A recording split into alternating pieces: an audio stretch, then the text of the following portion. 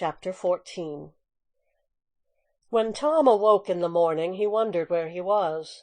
He sat up and rubbed his eyes and looked around. Then he comprehended.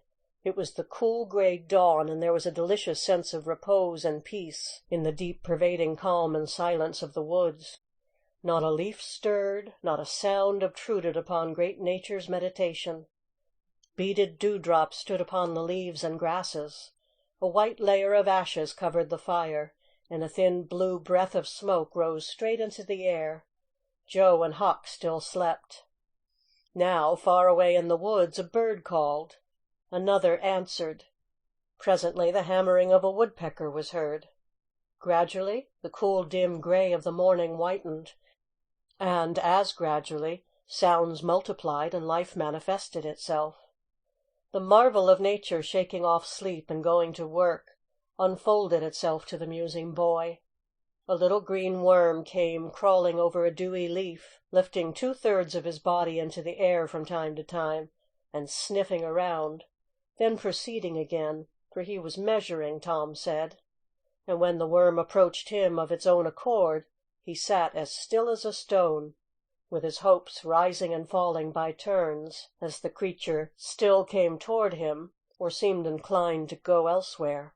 And when at last it considered a painful moment with its curved body in the air, and then came decisively down upon Tom's leg and began a journey over him, his whole heart was glad, for that meant that he was going to have a new suit of clothes, without the shadow of a doubt, a gaudy piratical uniform. Now a procession of ants appeared, from nowhere in particular, and went about their labors. One struggled manfully by with a dead spider 5 times as big as itself in its arms, and lugged it straight up a tree trunk. A brown-spotted ladybug climbed the dizzy height of a grass blade, and Tom bent down close to it and said, "Ladybug, ladybug, fly away home. Your house is on fire. Your children's alone." And she took wing and went off to see about it, which did not surprise the boy, for he knew of old that this insect was credulous about conflagrations, and he had practised upon its simplicity more than once. A tumble-bug came next, heaving sturdily at its ball, and Tom touched the creature to see it shut its legs against its body and pretend to be dead. The birds were fairly rioting by this time. A catbird, the northern mocker, lit in a tree over Tom's head, and trilled out her imitations of her neighbors in a rapture of enjoyment. Then a shrill jay swept down, a flash of blue flame, and stopped on a twig almost within the boy's reach, cocked his head to one side, and eyed the strangers with a consuming curiosity. A gray squirrel and a big fellow of the fox kind came scurrying along, sitting up at intervals to inspect and chatter at the boys, for the wild things had probably never seen a human being before, and scarcely knew whether to be afraid or not. All nature was wide awake and stirring now. Long lances of sunlight pierced down through the dense foliage, far and near, and a few butterflies came fluttering upon the scene. Tom stirred up the other pirates, and they all clattered away with a shout, and in a minute or two were stripped and chasing after and tumbling over each other in the shallow, limpid water of the white sandbar. They felt no longing for the little village sleeping in the distance beyond the majestic waste of water.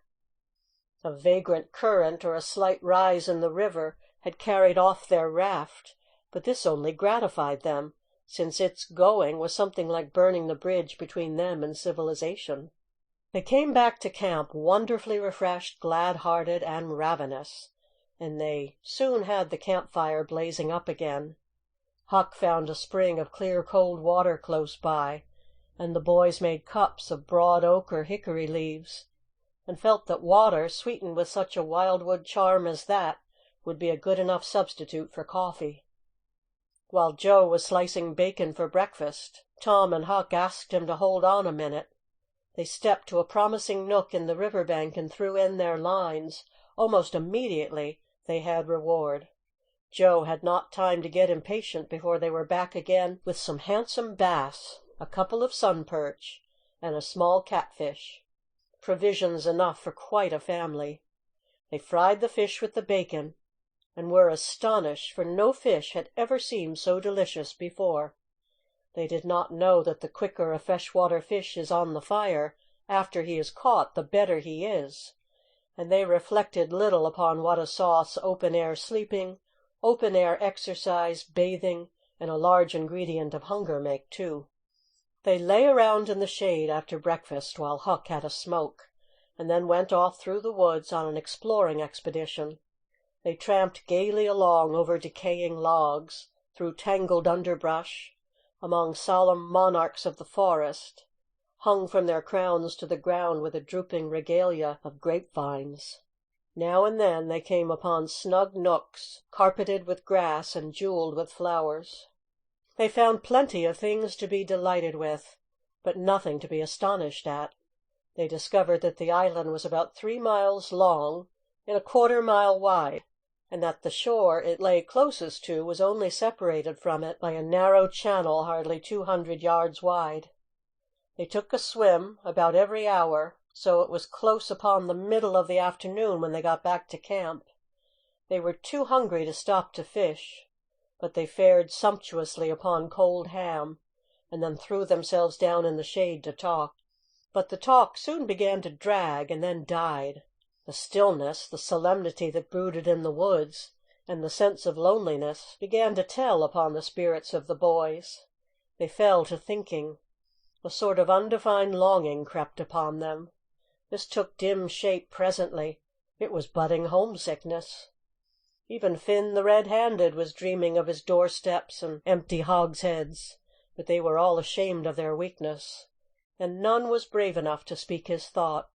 For some time now the boys had been dully conscious of a peculiar sound in the distance, just as one sometimes is of the ticking of a clock which he takes no distinct note of. But now this mysterious sound became more pronounced, and forced a recognition. The boys started, glanced at each other, and then each assumed a listening attitude. There was a long silence, profound and unbroken. Then a deep, sullen boom came floating down out of the distance. "What is it?" exclaimed Joe under his breath. "I wonder," said Tom in a whisper.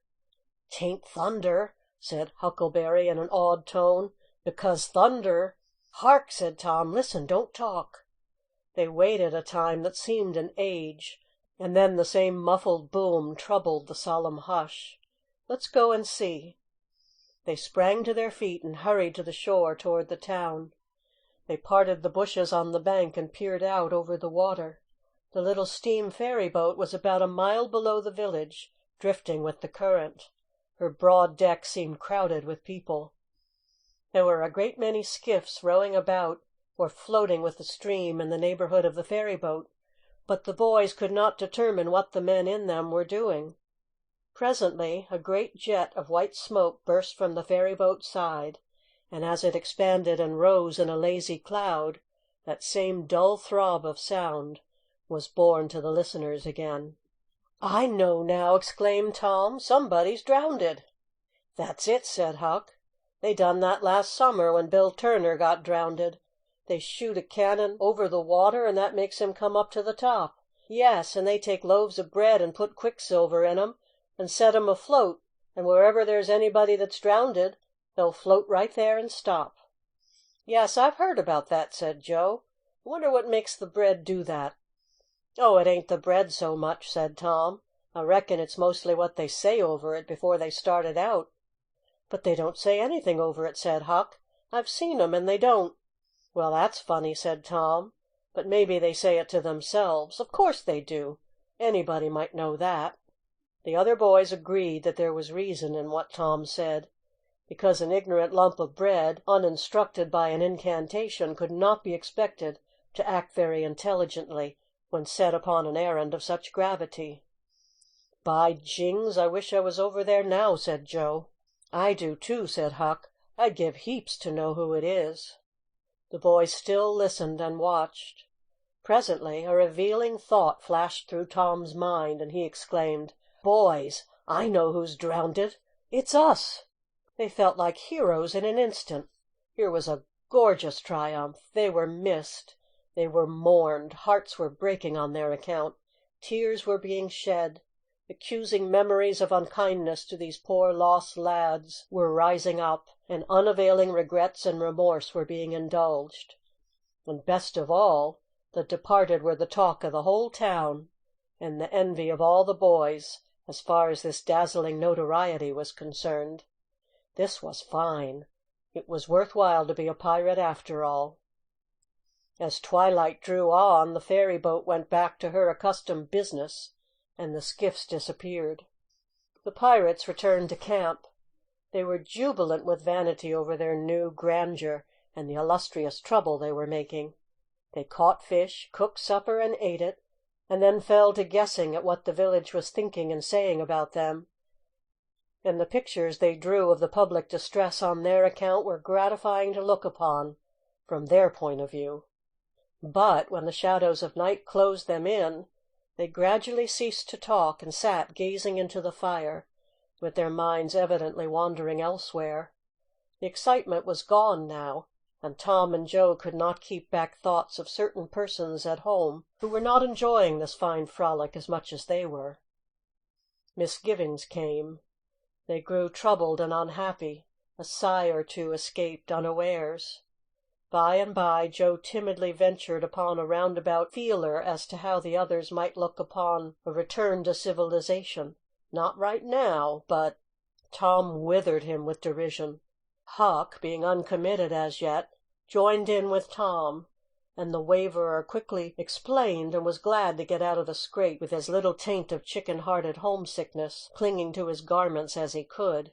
Mutiny was effectually laid to rest for the moment. As the night deepened, Huck began to nod and presently to snore. Joe followed next. Tom lay upon his elbow motionless for some time, watching the two intently. At last he got up cautiously, on his knees, and went searching among the grass and the flickering reflections flung by the campfire. He picked up and inspected several large semi-cylinders of the thin white bark of a sycamore, and finally chose two which seemed to suit him. Then he knelt by the fire and painfully wrote something upon each of these with his red keel.